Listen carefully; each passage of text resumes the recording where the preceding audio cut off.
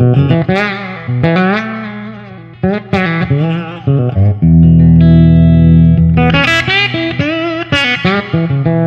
everybody, it's my pleasure to welcome Mr. Derek Trucks. Derek, thank you so much for being here. Thanks for being here. My first question to you, which I've always wanted to ask, and I like to ask great players like yourself, what is hard for you to play? Depends on the day. Depends on the day. What do you work on? Tell me some things, like when you first sit down and play. I've heard you warm up here for a few minutes, but what are the things you like to do? You know, it's usually jumping between chord voicings that might hang you up, certain tunes. A lot of times, I don't know, you'll write something in a certain mood or a certain headspace, and then years go by and you kind of forget that you were ever in that place. When you go back to it, it kind of hangs you up a little bit. So I work on that stuff a lot, but it's really whatever you can't get at when you're in the heat of the moment, you know, when you're hearing things in your head and there's something you maybe go for and it doesn't quite happen the way you imagine it. Those are things that I'll maybe just work on the next day or even that night after the show. That's exactly what I was going to ask you. So I saw you play last night. Is there anything after the show that you'll think about, like, hey, you know, I should really, this is something that we should work on as a band, something I should work on myself? You know, last night was a pretty good night. I mean, it's an interesting sounding stage at the Fox. I don't hear all the details that you would in some other places, but usually it's dynamic things that I would talk to the next day with the band, or just, you know, where we could have bobbed and weaved a little bit differently or just laid something down in a different place. And you don't want to overthink those things because when it happens naturally, that's kind of the magic. But there are certain tunes where, you know, especially the scripted parts of the tunes where you want sections to be big, and then when a vocal comes in, you want it to be the bed. And so those things we talk about quite a bit. Little arrangement things, endings, and you were changing things all the time. Sometimes we go back and, you know, we have a new member come in the band, you'll send them the songs you want to learn, and like Isaac, our drummer, he's like, well, which version? Like 10 versions of this song. You're like, oh yeah, sorry. I don't know, pick the most recent one. We'll start from there. So, you know, you're constantly trying to evolve things. Songs never really get to a place where you feel like you want to just leave them that way forever. Especially when the personnel changes too. You know, when different people come in, you want to kind of play to people's strengths and not just try to repeat what somebody else did. And sometimes it's an impossible feat to repeat what somebody else did, right. So it's just better to leave it alone. You have such a large ensemble. You have a lot of competing elements as far as frequency ranges. You have obviously you and Susan's guitars. You have different guitar amps and different guitar sounds. But then you have a whole brass section. You've got two drummers. You've got a percussionist. You have keyboards that play multiple things. A lot of mid-range, right? So a lot of stuff. I mean, it's, what is it, 11 or 12 pieces? It's 12. Here at the Fox, we have a sousaphone on stage. There's 13. That's right. That's right. Okay. It's like we need more Lewe. Okay, so where's your mid-range for you, between you and Susan? How do you do this? How do you project? I mean, it was so easy. I was telling Derek how great the mix was out front. But how do you find the clarity for yourself and differentiate yourself on stage so you can hear what you're playing? What do you do? I mean, that's the stuff we work on every day at soundcheck, is kind of finding, especially when you're indoors in a theater, is finding the frequencies that are going to take off on you and just try to cut them, try to get rid of them. And it's usually the low end of the guitar. It's usually the low end of the B3, it's usually the kick drums, it's usually the bass guitar. And, you know, it depends on the room, man. Sometimes a hollow stage is just unavoidable. Yeah. And you're just going to have to kind of imagine what is happening, which isn't our favorite way to do it. But, you know, this band adjusts pretty well on rooms that are too lively. We just play quieter for the most part. I mean, you know, you always have that sixth gear if you need it, right? But you don't live there. And some nights are just easy. Some nights you just hear everything. But it's funny, with a 12-piece band, it's rare that we get off stage. If me and Susan have a great sounding night, usually the horn section of the singer is like, it was awful for me. It's rare that everyone was like, that sounded incredible tonight. So right. It's kind of, you know, you pick your good nights and you appreciate them. So, but I mean, it's one of the challenges of doing this. I mean, I'm 30-something years being on the road, and there hasn't been one night where you just plug into your amp and you're like, oh, that's great. Like, from start to finish, that's great. It's always a bit of a search and a bit of a battle. But I guess that keeps you coming back. I couldn't tell, Leslie. You guys play with wedges, or do you play with in-ears? How do you do it? There's a few people on stage in in-ears. Elizabeth Lee plays trombone. She uses them. Almost everyone else is wedges. I don't use wedges. I just kind of walk around the stage and hear what I want to hear. I have one up there just in case, but I rarely turn it on. You have such good pitch in your slide playing. Everybody says, ask Derek how he plays so in tune. I mean, it's so funny. Talk about that. Talk about playing slide and playing in tune. I think when I started, it was all by ear, and the things that you would gravitate towards are just when you hear a note, just stop moving. It's right there. And then at some point, I remember being turned on to Ali Akbar Khan and a lot of Indian classical music. And when you hear him playing the sarod, there's just something so pure about. And I've played that instrument since. I would go sit in on classes at his college out in San Rafael. He would let you kind of sneak in the back, and he would make everyone take vocal classes before you take the instrumental class. You're supposed to sing through your instrument, which was a little mini epiphany. I was like, oh yeah. But the sarod has all these sympathetic strings under the main melody strings. And when you hit a note right on, you can see 3 or 4 of the sympathetic strings start vibrating. So you're like, those are the things you're kind of looking for. I mean, you can feel it when it's right, you know. And I mean, with slide, it's all intonation, really. I mean, there's markers you're looking at, but not really. It's all, you hear it or you don't.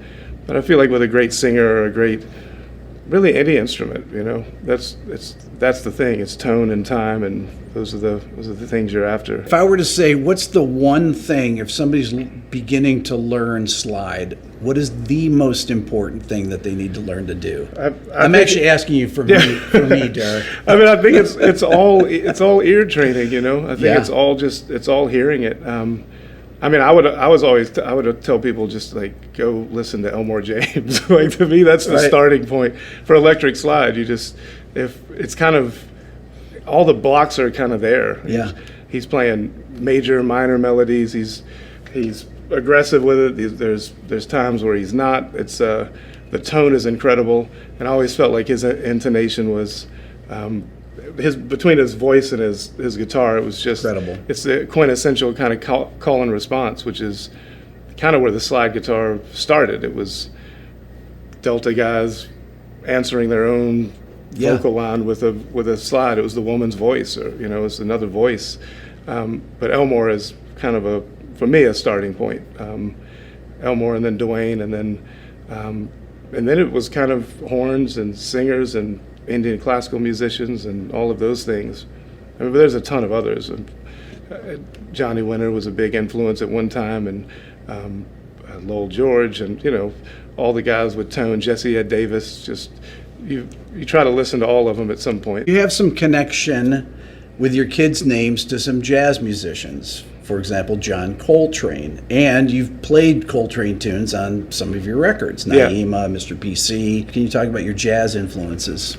I remember you know, even as a young kid, you hear all those names. You don't know what they mean quite yet. But being around my mentor and friend, Colonel Bruce Hampton, I remember he turned me on to Love Supreme when I was maybe 14 or 15. And around the same time, I remember we were playing some club in Port Charlotte, Florida, and there was a band house that we stayed in, and there was some VHS tapes, and there was a Miles Coltrane VHS, and you popped it in, and there's this black and white footage. And when it focused on Coltrane, there was something about his look and the sound that came out of his horn that just, it pinned me. Like it was like hearing Howlin' Wolf for the first time, where there was an intensity and there was just no BS. Like it was just, I mean, it was religious, you know, it was a thing. And then it was, you know, I never turned back. It was just find everything and that you can find and listen to all of it. And you know, some of it was really challenging and you don't even understand it while you're hearing it, but years later you start hearing it differently, or you remember it and you go back and you're like, that's what that is. Or some of you, it's still unfolding, you know. But I mean, there's certain, obviously Kind of Blue is a great entrance point for people. My Favorite Things is a great one for for Train. But for me, there was this moment live at Birdland where McCoy's taking this incredible solo, and Elvin's he's just giving him everything you could handle, and then Train comes in with this riff that it sounds like a Marshall on 10, and it's just so intense and incredible. It's one of those where on record you pull the needle back 20 times, or you rewind. So, those are moments that I think about a lot when you're playing. Like Colonel Bruce Hampton would always talk about the first 4 bars and the last 4 bars. That's all anyone ever remembers. That's true. And he's not wrong. No, that's true. The journey sometimes is incredible, but it's usually how you get in and how you get out. And that was that solo in particular is one where I think about that one all the time. Him and John Gilmore was another one, Sun Ra's tenor player. Yeah. And with Gilmore, it was just his tone and just the way he would go at things, and really a beautiful player too. I tell people that are not into jazz that if you listen to Elvin and McCoy and Coltrane, that's as rock that's as heavy as anything could possibly be musically. Without a doubt, and they played that way and they felt that way, and they there's just incredible Elvin Jones quotes all over the place, but there's this great box set, and at some point he's like, to play the way we played together, you had to be willing to die for a motherfucker. And you're like, yep. Yeah. That's what it sounds like. That's what that sounds like. And you only get to that if you're lucky once or twice in your life where you're with people that you feel that way about, or you're playing music that feels that way. And that's, when I think about my uncle and the Allman Brothers in the early days, they had that. And you could, right up to the very end, those first 2 or 3 years when they were charging down the road, that meant everything to them, to their last breath. They're all being buried together in the same place at Rose Hill Cemetery, and their lives went in completely different ways, and they weren't all tight at the end, but they're all planning on being buried in the same place. I've never heard of that. That's incredible. It's one thing for the two brothers, but it's Barry's there now, and Dwayne's there now, and Greg's there now, and Greg's mom is there now, and my uncle's ashes are there now. It's kind of incredible. That's amazing. Kind of incredible thing. But that kind of connected feeling is when you think about the Coltrane Quartet, they had that without a doubt. That's what they were doing. I did this record, or this one track on a record with McCoy Tyner, and I went to meet with him, and I was just like the day before Christmas, just thinking about it. I was like, you know what, I'm not going to ask him about John Cole. I'm not going to be that guy. I'm not going to bug him. But went to his apartment, hung for a while. We went out to lunch, and then he just started telling stories. Like, I didn't even have to prompt him. And when he did, his eyes would light up. Like, it was just a different feeling. He wanted to talk about it. That was a good day. Just stacking fourths and just banging away, and just incredible. His solo record, there's so much good stuff. So much good. He was such a big part of that sound, and Elvin, of course. When I was first signed to Sony, it was Columbia Records at the time. They wanted me to get guests on a record, and I think they were hoping to call famous rock star friends. And I was like, well, how about Elvin Jones? Did they say who? Yeah, luckily the A&R guy was he knew, and he convinced them oh, this is actually a good idea. Yeah. And so we met with Elvin a few times, and we were going to do a record with me and Elvin and O'Teal, Burbridge, and Kofi. Oh, man. And I went and hung with Elvin a few times at the Blue Note. Unfortunately, he was sick at that point, and he didn't last but a few months longer. But we talked tunes, we talked about things, had a few incredible hangs with him. One of my favorite moments, we would, the Allman Brothers would do the Beacon Theater run every year, and when I first joined, they were doing maybe 15 up to 18 shows, and so it was all month and then some, and a lot of nights off. And in the late 90s, early 2000s, there was still a lot of legendary jazz musicians playing in the city every week. Yeah. And so I would just head downtown and see everybody that I could.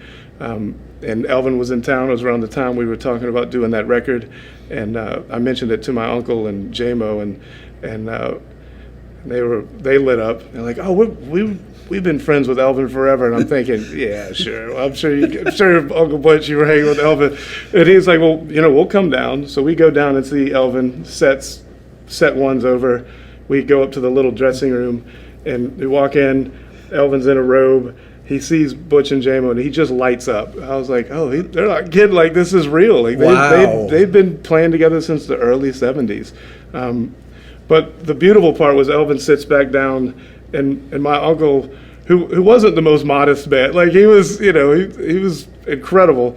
But I didn't see him super humble a lot. But in Elvin's presence, it was just the most beautiful sight. Like, he sat down cross-legged on the floor under the couch, and there was something about it. Just felt like there was beautiful balance in the universe. But it's like when you're around people like that, you just know where you stand. And it was a beautiful moment.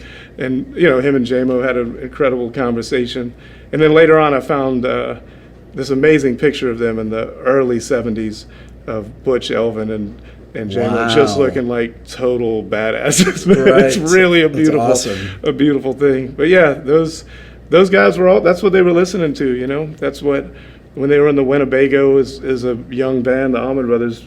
Jamo told me they were listening to Rahsaan Roland Kirk, and they were like, those are the records that they were. That makes sense. And you can hear it. Totally. When they took a turn, it wasn't.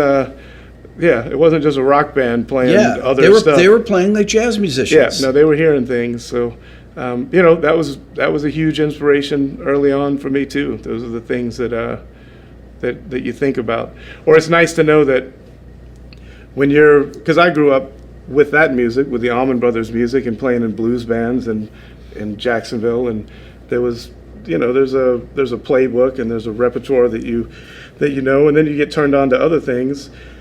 And you don't distance yourself from it, but I didn't want to play One Way Out forever as a 12-year-old and, look at the little kid right. playing that, And so once you take that turn, there's a bit of pushback, and there's, like you're playing these blues clubs, and like, what are you doing? Like, do the other stuff. Like, there was years of that. But which just pushes you further in the other direction. And you're right. Like, well, then how about we'll do a night of Sun Ra for you? How about that? And so, you start digging down and finding all this music, and then when you come back to your roots, and I kind of get thrown into the Allman Brothers Band and music, you realize, oh, that's what they were listening to all the things where I thought I was just taking a hard left and leaving that stuff behind. You're like, it actually made you. That's what made me the right guy for the job at 18.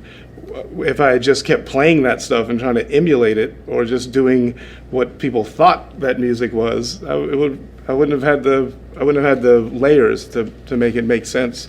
And then our vocabulary together as musicians wouldn't have connected. You really need to hear around the corners, and there needs to be things behind what you're playing, it's not just the melody, it's where do you think it came from? What's the emotion behind it? What does it mean? What are you trying to say? Those are the things I think you learn the wider you listen and the more you listen. Do you think of the slide as being more of a horn-like instrument in a way, playing slide? Yeah, at times. I mean, with a horn you can lean into a note and the microtones, and you can do that when you're fretting. You can bend notes, but with the slide, it's really seamless. I think of it more as a voice, a human voice, I think, is what you're really trying to emulate. But there's definitely times you're trying to emulate a horn. There was a good handful of years where I listened to almost no guitar players, just almost none. I mean, Charlie Christian and Wes Montgomery and a few, Derek Bailey, just things that were just not guitar, Right. But it wasn't. It was almost all horns and vocals and drummers or whatever. Anything from Blue Note or Impulse in the '60s and early '70s. Okay, so let me ask you about Charlie Christian and Wes Montgomery, for example. Yeah. What is it about their playing that really drew you to them? Well, with Charlie Christian, there's this recording from Menton's Playhouse that's. I think the tune is "Swing to Bop," and it's just this audience recording, and he just takes this solo that's one of the most perfect things Right. I've ever Oh, heard, yeah. man. And the tone is just outrageous. And there's nothing safe or polite about it. It's the most like what you think of as jazz guitar. It's just burning, and he's so much better than everyone else on stage. Right. And Dizzy's on stage. Like these are the guys. Like this is the thing being born, and Charlie was just out in front of them. And he gets done taking his solo, and I think Dizzy comes in, and you're like, oops. and of course he became, Dizzy. But there's something about that solo that's just. And again, it's kind of like that Coltrane thing where it's the way he's leaning forward and just like dragging everyone along with. He's just off on this thing, man, and it's just ideas, and it's a dance. I mean, I mean, anytime you watch somebody that's that good at anything, there's something to take from it. You get that feeling watching sports sometimes. You get it with other things, but that solo in particular. And then there's a ton of his stuff. I mean, you can dig and dig, but that was the one that hit me between the eyes when I was young, like before I had listened to his other stuff. That's the one that made sense. Someone like Wes Montgomery, there's just the Jimmy Smith, Wes Montgomery records. Those are things you could just put on at any day of the week, and there's some live recordings of his that are incredible. The Half My Note. favorite recordings of Wes's are that Live at the Half Note and Full House. Those two, they're two of the best jazz guitar records ever. And those were two that a good friend of mine from here in Atlanta, Georgia, Jeff Sipe, turned me on to. Mm-hmm. Jeff and Colonel Bruce turned me on to so many great records when I was, at that age where you're just. Maybe you're not old enough to understand it yet, but you're old enough to understand that you like it, or that there's something there that is going to stick with you. 14, 15, 16, 17. Colonel would always ask, because I knew him from the time I was maybe 12 or 13. He was like, do you know yet? He's always trying to get from you like how wide your lens was. And it got wider the more you're around people like that. They definitely crack your head open a little bit, so it's good for you. How much do you work on new material when you're at home, between records or during this time off? Were you working on new songs constantly, you and Susan? Yeah, well, I mean, this during the lockdown, during the pandemic, we had, we had decided to take about 3, maybe 4 months off for the first time ever as a band. First time since I was probably preteen that we'd ever taken a chunk of time off, and it was because we had been running hard for a long time, and we had just lost Kofi Burbridge, who was, I think we were together for almost 20 years playing music, and he was just such a big part of our life and music, and we had lost Colonel, and we lost my uncle and Greg, and there was just a lot of our history just kind of disappeared, and we kept plowing away, and things were going well musically. They were feeling good, but I think as a band, at least the core of the band that had been there from the jump, I think we knew we needed a hard reset, and we just wanted to take stock of what it was and not pretend that it could ever be the same, because it can't, it just can't be. So we were just trying to figure out what that meant, and when you're touring constantly, you never have time to really look inside. You don't unpack your suitcase when you're home for a week. You're not home, you're just moving. So we had planned that starting in March, and then the world stopped. Yep. So we had planned for 4 months off, but then just gigs are starting to drop, tours are dropping. You're like, oh, we're not working this year at all. Yeah. And then you're thinking, how are we going to keep a 20-something piece operation, 12 on stage, 12 crew, like how are we going to keep this rolling? And you just everything started, for everybody, the whole world is just kind of upside down. It ended up being 20 months without a gig, Yeah. And so we had all this time. We had that studio down there, just kind of to stay sane and busy. We started digging through tapes, and we mixed a few records. We did that live Layla record. We just wanted to put something on the board and hear it, and it sounded so good. We're like, this might be worth putting out. But around that time, Mike Madison, he was in my solo band, and he's been in this band from the jump. He had this idea of, when the band couldn't be together, of everybody kind of digging into a source material, so we could be thinking about the same thing, just chew on the same thing. And he thought about the Lewe Majnun poem, like the Persian poem. Yep. And he was like, why don't we all read this instead of just thinking of it the way the Layla album was written, of this guy that's in love with somebody he can't have. What about flipping it? What did she think about it? What was Layla's take on this? So that kind of started this idea of us sitting around, ruminating on the same concept, and we could finally get people together. It was just a wealth of tunes, and so we spent a good 6-8 months just writing and staying in that headspace, and the band would come down to the house. We'd go up to our farm. We would just all live together and write. And so there was this really nice period where every day you would just get up and, make breakfast, have coffee, pick up a guitar. Oh, maybe this is a thing. All right. Head out to the studio. Sometimes you would bring up, hey, I have an idea. Sometimes you would just play. And if people fell in, you're like, all right, that caught Would their you ear. start recording then too, or no? Oh yeah, we always record. We were kind right? of always recording. I mean, there's a difference with us sometimes of like we're recording now, or we're just capturing ideas. Yeah. And sometimes it's just throwing up mics. But what usually happens is our studio is there all the time. Sure. Once we start getting sounds and realize that we're onto something, Bobby T's our engineer. He just starts dialing it in more and more, and then a few days later, I'll walk in the control room and I was like, "Oh, we're making a record now, aren't we?" Like it just kind of happens without you thinking about it. So a lot of times, a song or an idea will get captured the first time it's played, right? Yeah. The first time an arrangement's played, the way that you're conceiving it is what's on the record, which is a really nice thing. That first thought, best thought. I mean, that's one of the things about Kind of Blue that's so magical, is like throw the charts in front of the guys and let's roll tape. It's the first idea. It's the first thing that comes to mind. And there's a handful of songs on these last records that we did that are that way, where the day it's written, it's recorded, and those are nice. That doesn't always happen. Some things you work at for a long time. Some things you hammer away at. Sometimes it's, I need help with this section. I'm hung up, and somebody will toss something out. But it's nice being in a group where it's just a lot of creative people, a lot of musical minds, and there's no like song competition. Right. No one's trying to, because look, we're not going to ever have a song on the radio that, like, there's no one's like, it's not Lennon McCartney. It's like, mine's going to be the single. Like, it's just not, that day is done. Yeah, it's like, it's just going on a record that we're going to put out that hopefully people listen to.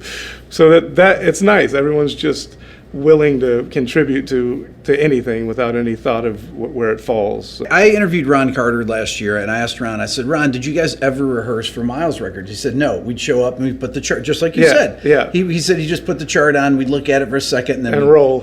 Yeah. And I said, well, what about when you recorded, he was on the Maiden Voyage record with Herbie, and he was on Speak No Evil. Yeah. And I said, what about those records? He goes, oh, we rehearsed the day before for those. But that's it. He goes, but Miles' records never rehearsed, to your point. Yeah, and they have a different feel than those records, man. That's right. I mean, and I love them both for different reasons, but the Miles stuff always had a little different edge. Yeah. Like it felt like it could just come apart at the seams at any time, or there was just a lean to it too. And you can feel when people are playing comfortably or playing like maybe their toes over the edge of the cliff. Like it's like Tommy Flanagan thing. on Giant Steps, when Coltrane has been practicing Giant Steps for 4 months, and he throws the chart in front good of Tommy. Right. All right, here we go. Wait, what? That's pretty cold-blooded if you think about it. I know, right? Poor Tommy. That's amazing. So on this tour here, how many songs do you typically rotate out when you do? Because a lot of cities you'll play multiple dates in. Yeah. We talked about it just before we started, but how many songs are you drawing from? I'm thinking back to like when we did the Beacon run last year, Beacon Theater run. We maybe did 6-7 shows. We probably played 110, 15 different songs over that run. Derek, how do you remember everything? I mean, we rehearse a lot. We set up a room in every venue we go to with the little drum kits, amps, and we just blow through things. It's really it's the singers that have there's a lot of lyrics. That's a lot of lyrics. It's a lot of lyrics, but it keeps the band on its toes and it keeps us fresh. And I noticed that the best nights are the nights where we throw in something that we haven't played before, or something we haven't played very often, or it's been a long time. It almost makes all the other tunes fresh again. Something about just one or two songs a night.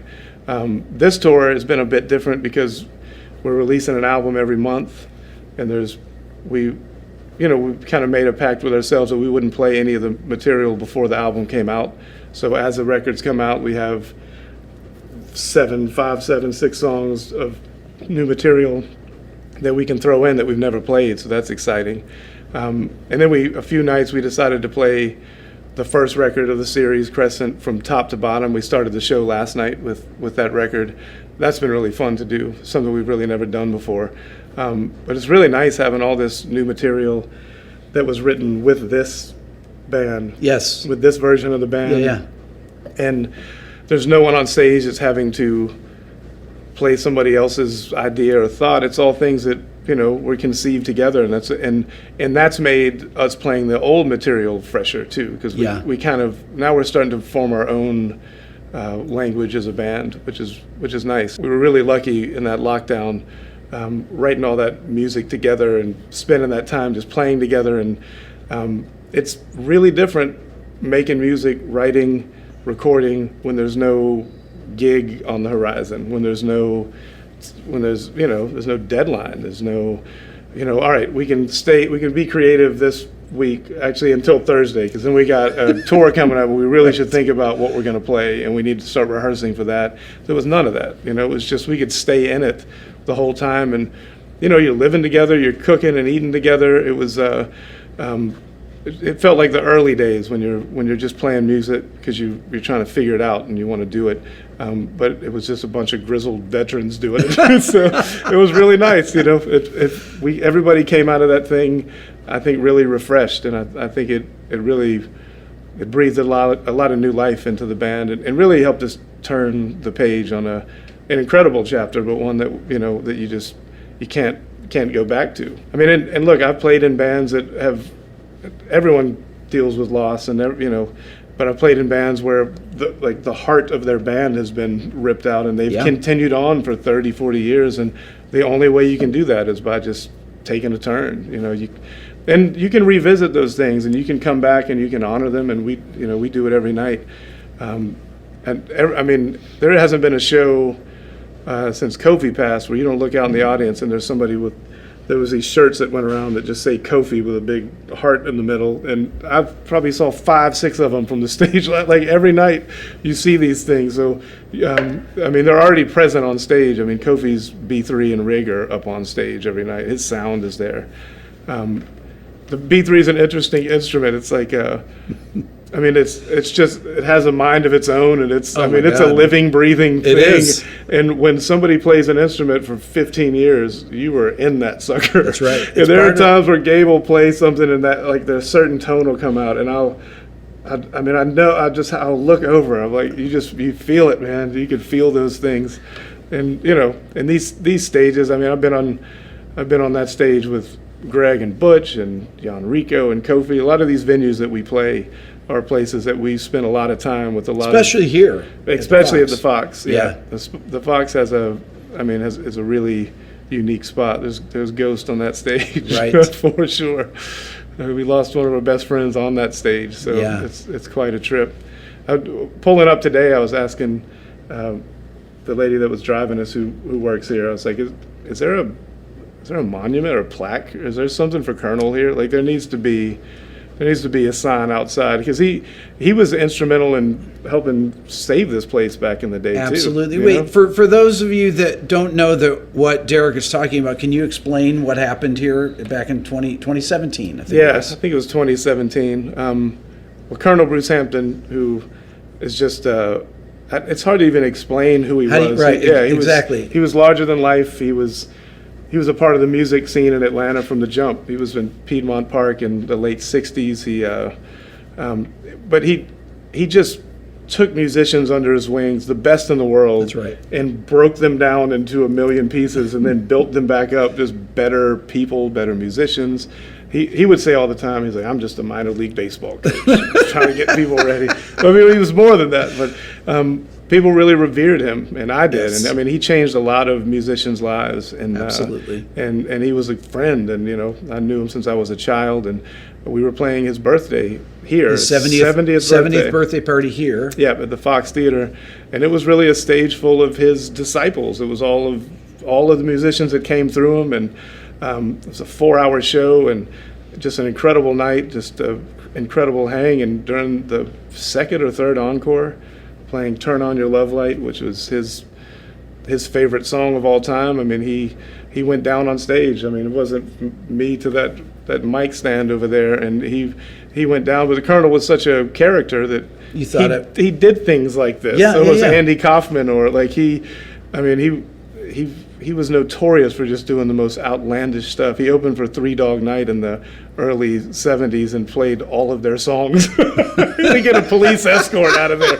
Like he was just a punk in the best way, and just outside thinking. So when he went down, everyone thought he was doing the James Brown, and then it was a bit uncomfortable, and you're thinking, oh, this is what he's been training us for. Like he wants it uncomfortable. Yeah. And it was just. But then at a certain point, you realized it wasn't that at all.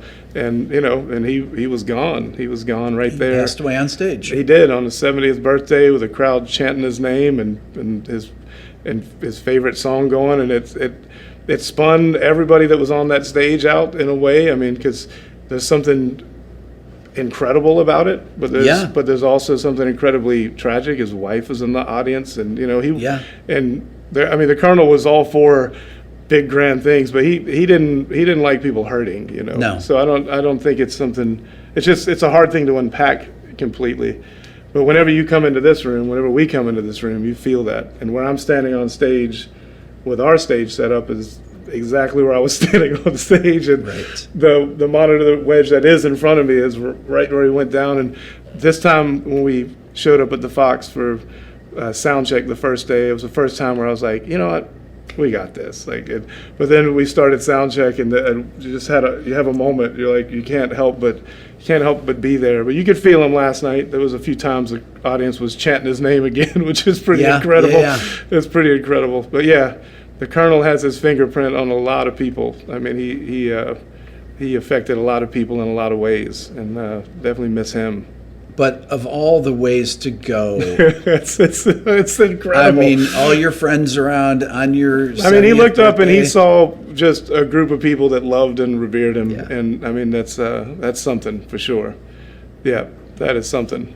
It's wild. I mean, there's interviews from him. I think it's the Great Speckled Bird, which is kind of the hippie paper in the Southeast way back in the day, where they're asking Colonel, because he had a band called the Hampton Grease Band, who Right. they were asked to play Woodstock. He's like, no, I'm going to the Ann Arbor Jazz and Blues. Sun House is going to be there. It's like best career move I ever made. But they asked him, like, what's Grease? Like, what's reaching ultimate Grease? And he's like, to go out on stage, that would be ultimate Grease. Like 50 years later, or however long later. Pretty wild. Yeah. So the Fox Theater has a lot of stuff here, I was thinking about that last night. Actually, I was thinking about Colonel Bruce and that, and then seeing you on stage playing, and when you said there's ghosts here, literally ghosts here. No, absolutely, and the crowd knows too, because there was a lot of people come out to our shows that were at that show. Yeah, there's a lot of people that saw Greg Allman the last time he was on that stage with us, and there's times. I mean, there's a lot of history in this room, and there are some places where you feel that, like you can tell the audience knows what you're feeling. You can tell, you can feel what they're feeling, which is it's kind of a nice thing. Sometimes the hometown gigs are the tough ones, right? And even though I'm not from here, I kind of grew up here, so you are kind of from here. I kind of am. Yeah, and the Allman Brothers are, and half of our band. There's a lot of history here. I actually met my wife for the first time at Smith's Old Bar down the street here. Oh my God. I drove by Really? there today with my son in the car, and I was like, that's where I met your mom. That's pretty wild. This intersection is, I was riding in Colonel's like 1970s Ford Falcon or whatever the car was, and he ran out of gas, and I had to push him through the intersection at Briarcliff. I drove by that today. I was like, there's a lot of memories in this town. Was she playing at Smith's? Is that where you saw her? I was playing at You Smith's, were playing Smith, and she was dating a guy that brought her out to meet me there. Okay. And I mean, that had to be. That was a long time ago, right? 20 years ago. It's probably 97, 96, yeah. Yeah, I was playing up here. There was a club called The Cavern. I think I was 10 or 11 the first time. The Cotton Club, which was right down the street. Yeah. A lot of great places. Many nights at Variety Playhouse. Saw a lot of good shows there. Yeah. Saw Bob Margolin there with Willie Big Eyes Smith and Pine Top and Nappy Brown. So some pretty incredible shows there. So November 9th, 1970. Why is that date significant? Well, one, my wife was born, and then the Lewe record, Derek and the Dominoes record that I was named after, was released, which I found out. What are the chances of that, right? Pretty wild. I mean, we were heading to rehearsals in New York City. We had one day rehearsing playing that whole record with Trey Anastasia, and we were heading to the rehearsal room, and I was thinking about the tune "I Am Yours." I was like, I think that was an old Sufi poem, and I went to look up the origins of the tune, and it said released on November 9th, 1970. I was like, there's no way that's true. I need another source. And sure enough, so yeah. Tom Dowd, who produced the record, also was the engineer on Giant Steps. Pretty incredible. Yeah. Unbelievable, right? And one of the last records that Tom Dowd ever did was a Susan record, and he stayed at our house for a little while and had an oxygen tank. So he couldn't really head upstairs, so he slept on our couch downstairs for the week, but was just an incredible human being and fascinating guy. And he was in the process of making that film. They made a movie on his life. Which is amazing for those of you that haven't seen it. His documentary is incredible. It absolutely is. And so he was in that mindset, and he was telling a lot of those stories and stories about, I mean, he's like the genius Forrest Gump. He was just there for everything. Right. I mean, he was Giant Steps, Ray Charles, I've Got a Woman, Allman Brothers, Fillmore East, Layla record, like just all those across Aretha the records, board, everything. Across the board. Yeah. And he kind of stumbled across that. He was crunching numbers for the Manhattan Project when they're trying to. That's right. With Oppenheimer, they were inventing the atom bomb, and then he went back to school to finish up, and he was taking these courses where they were trying to teach him things that they had just disproven. Right. And he's like, I'm not going to spend 2 years learning something that I know is not true.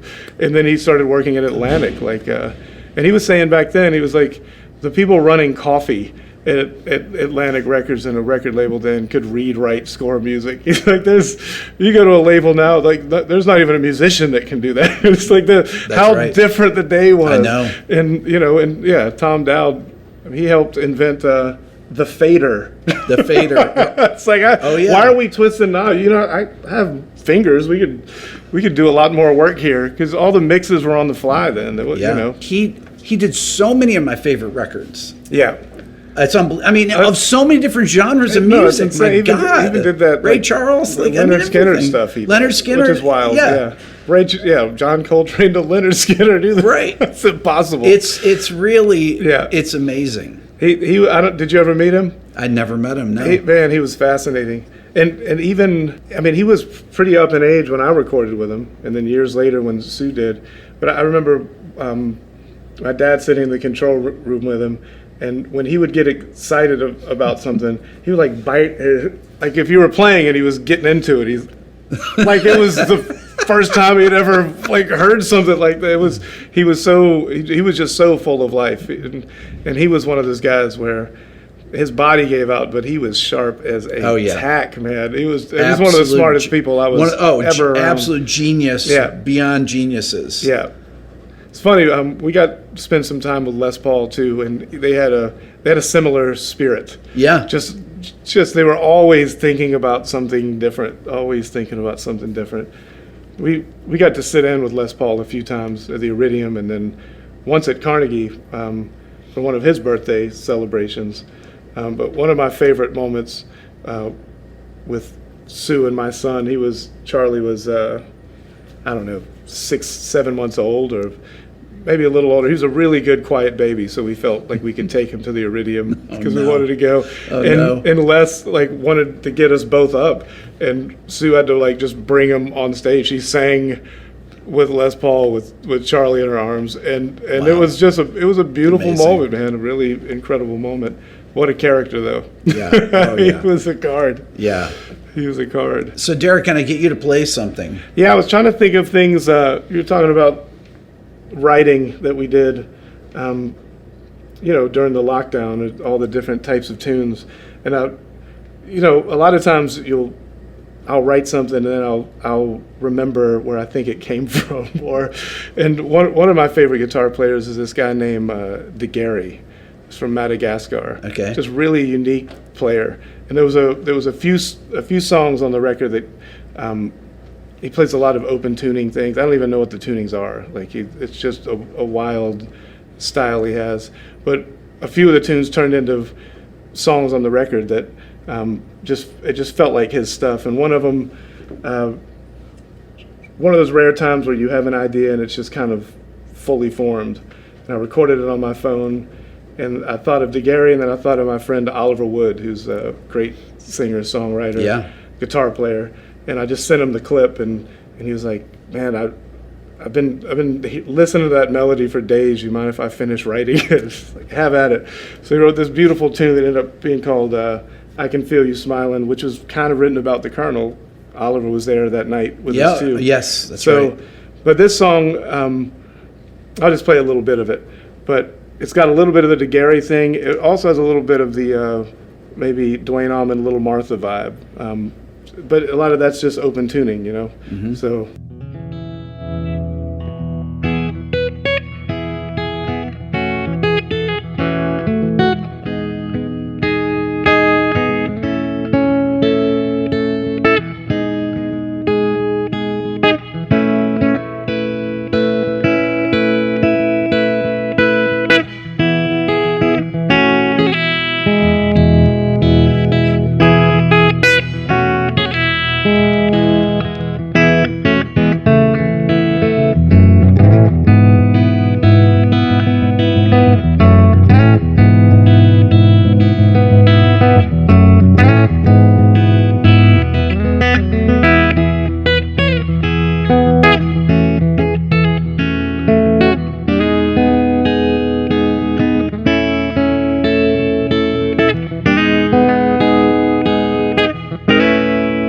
Something like that.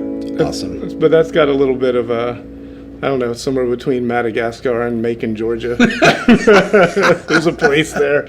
And there was another phrase that popped into my head that also felt like DeGary, and it's all that open tuning stuff.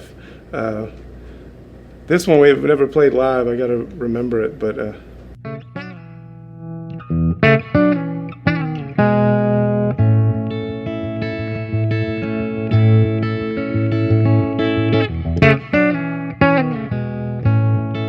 Kind of the base of the tune, but his stuff is always, a lot of his stuff is all triplets. He plays a lot of triplets, but the melodies that I take out of his stuff just seem to come from a different place. I highly recommend. There's a record with him just playing acoustic guitar on the front, and it just looks like he's in the jungle somewhere.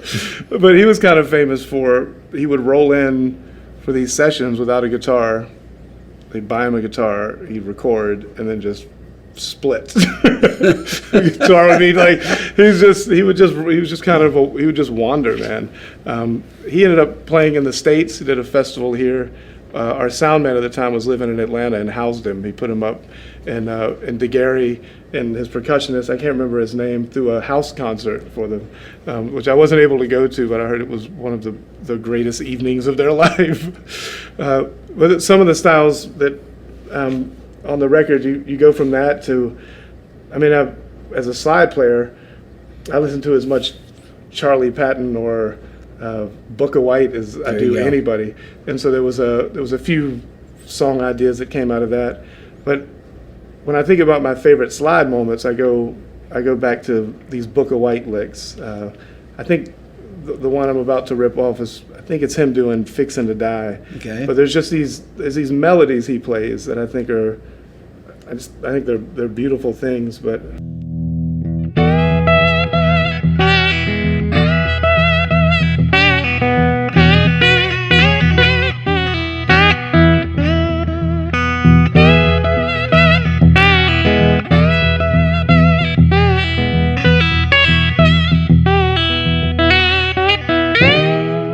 Just little things like that I could listen to all day long. When you're doing this stuff, are you muting with the palm of your right hand also at the same time? How do you get the clarity of every note like that? I'm not sure. I'll have to look this time.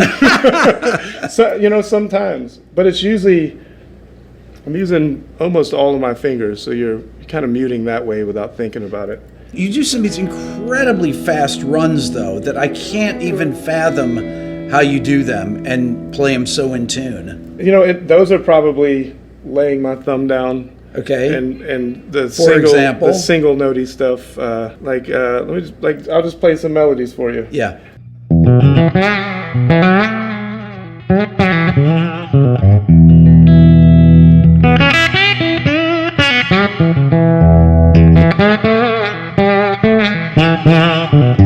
So I guess I'm muting all the way here, a little bit with the thumb. Yeah. And just whatever string you're at, one finger decides that we're going to take over.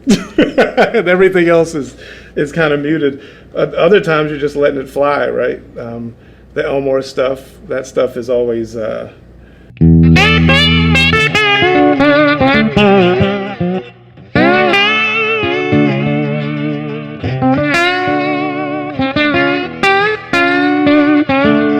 just melodies for days. Those are the guys that I think you can always go back to the well. There's always almost when we dug into that poem, that Nizami poem, there's so much here. I mean, when something lasts 1,000 years, there's a reason for it usually. Right. But it's the same with Elmore and those guys. There's so much music there. Everyone thinks it's the same song or it's all the same progression, but the amount of melodies that are hidden in there are really incredible. All those blues guys, Sun House, there's stuff for days, man. If I'm ever out of gas with ideas or inspiration, there's certain people you can go back to, Albert King, or just the intensity of their playing, the way you bend past a note or any of that stuff. Now you have all these records that you're releasing one after another. Yeah. And do you think that people have the attention span to listen to a double record even, or why release things separately, or what are your thoughts on that about kind of the modern listener? Yeah, I don't think people do have the attention span, which is when we got into this project, we had 24, 25 tunes, and we thought about just releasing it all at once. I just felt like such a waste. I was like, no one will dig into it no one will listen to it the way we want them to hear it. So let's just, how do people watch or listen to things now? It's kind of small chunks, It is. It's like the TV shows that people will binge watch, but they'll watch it instead of making one movie that's 2 hours long. Yeah. You'll make it in a series. And then I think somewhere along the way, our perception kind of just leaked, and it was never really that way. Like, all of our favorite records were a lot shorter than we remember them. That's true. And that was kind of a revelation we had, because we listened to vinyl upstairs in our studio. And I remember we were in the process of writing all this stuff, and we often go upstairs and listen to everything we've done up to that point once a week, just to kind of see where we are, see what's holding water, what's not. But we're spinning records. We're listening to Love Supreme. We're listening to Axis Bold as Love. We're listening to Sly Stone Fresh. And then I remember looking at the back. I was like, 33 minutes? Right. 36 minutes? Are you kidding? Everyone actually, you think that these records are incredibly long. No, but they just really take you places. That's man. right. And when they're done, you're like, I would listen to that again. Right. Let's start that sucker over. So that was kind of a mini epiphany we had when we were thinking about this. I was like, there's no reason. At some point it was just like, how much can you cram on a CD? You're like, there's nothing artistic about that. Right. About let's just record until there's enough time. Like, that's not that never happens. Why? Right. You think about, you think about your favorite records. I bet most people are surprised when they go back and think about how long they are. I mean, a double album was a little bit over an hour or so. Right. I mean, because and this is something I didn't really know until we started really getting into the way we were recording. We have this beautiful old Neve console, and we're recording as analog as possible. Sometimes we only hit tape and we never hit anything else. And then you really start looking into vinyl cutting, which is difficult because there's not a lot of people doing That's it right. anymore. It's hard to get the materials. Yep. And you really dig into, well, why does this vinyl sound terrible and this one? You're like, well, you can only squeeze so much. That's right. You can squeeze more, but you lose sound You quality. lose quality. So yeah. most of the great records are 18 minutes aside, 15 to 20, but you know, you don't want unbelievable. to squeeze much more. And you think about that, you're like, that's a half hour basically. Yeah. So, I mean, yeah, so that was part of it. And then the other thought we had was very early in the lockdown, we started airing live concerts every Thursday just for our fans on, I forget what it was on, a YouTube channel or something. And it would, we would just, 8 o'clock, there's going to be a 2-hour concert, and maybe a day before, you're like, it's from Red Rocks 2016. And people were tuning in every week, and it was something to do, and it was kind of this communal thing. A lot of our fans travel and know each other, and it was a way when people were separated to kind of at least be on the same wavelength for a minute. So we did that, and then when we realized we weren't going to work forever, we did a few where we filmed the band at our house or at the farm. We did those, and it was always on a Thursday, and there was something that was just something to look forward to. And we had that when we were home with our family in the lockdown. Certain TV shows that come on bi-weekly or weekly, and you're like, cool, we have something to do Right. Friday where there's just Right. nothing that you can do. And so that was part of the thought of, why don't we release this as episodes? Wouldn't it be nice if we could get people to listen to the album for the first time together, communally? Because every record we've done in the last decade or so, you spend a long time. There's a lot of work that goes into making an album. And then they're like, yeah, well, the first 2 tracks, iTunes is going to give away a month before the record. They're going to stagger them, and then there's 2 singles, and then the record comes out, and everyone's heard half of it. That's right. But piecemeal. Like, Right, exactly. not the way that it's like, why do we even bother sequencing this thing? Like, if everyone's just going to hear it randomly. Yeah. And so we wanted to be really stubborn about, we want this thing to come out, and we want people to hear it the way we want you to hear it, and like, there's a reason it starts here and ends here, and so that was the thought. And then we put visuals with it, and we were like, well, we'll just air it for free for some time, and then we'll release the records like you release it and see how it falls. But it's been really nice, because now when we play this material live, you can tell people are connected with it in a little bit different way. I mean, the first show of this tour in Jacksonville, the record had been out a few days, and people knew the tunes, which is really unusual for us. It usually takes years before there's song recognition with the kind of music we play. It's not like people run out and buy records anymore. So that's been really nice, just feeling that. And we're only halfway through it, or we're still on this tour. We're getting to a point where there's records coming out while we're out here. So like, oh, we better learn these last 10 tunes that are coming out.